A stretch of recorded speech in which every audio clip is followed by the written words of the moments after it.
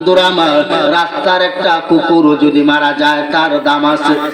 এই যে কয়েকদিন আগে 7টা কুকুরের বাচ্চা মারছে না একটা মহিলা, এই কুকুরের বাচ্চাগুলো মারার জন্য মানবাধিকার কিছু লোকেরা, সুশীল সমাজ এমন ভাবে ফুসকে উঠেছে যে 7টা বাচ্চা কুকুরের ছানা তারা মাইরিয়া এখন তার নামে ওই মহিলাটার নামে মামলা হয়েছে। মামলা হওয়ার পর তাকে এখন জেল হাজতে নেওয়া হয়েছে।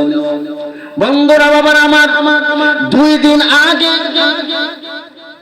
বাংলাদেশ এবং ইন্ডিয়ার ভারতের সীমান্তবর্তী এলাকায় আমার 2 জন বাংলাদেশি যুবককে হত্যা করলো। কই কুকুর ছানা, 7টা কুকুর ছানা মারার কারণে তার পিছনে মামলা হয়, মোকদ্দমা হয়, সারা বাংলাদেশ হইচই আরম্ভ হইয়া যায়। কিন্তু আমার বাংলাদেশের 2টা মানুষের বিসিএফ গুলি করে হত্যা করলো। কই কোনো মিডিয়া তো কোনো প্রচার করে নাই, কোনো সুশীল সমাজ তো কোনো কথাবার্তা বলে নাই, কোথায় গেল? অতএব বোঝা গেল আজকের বর্তমান সমাজ কুকুরের দাম আছে, মানুষের দাম না। ভাইরা বাবার আমার, মানুষকে পশু পাখির মতন গুলি করে মারে,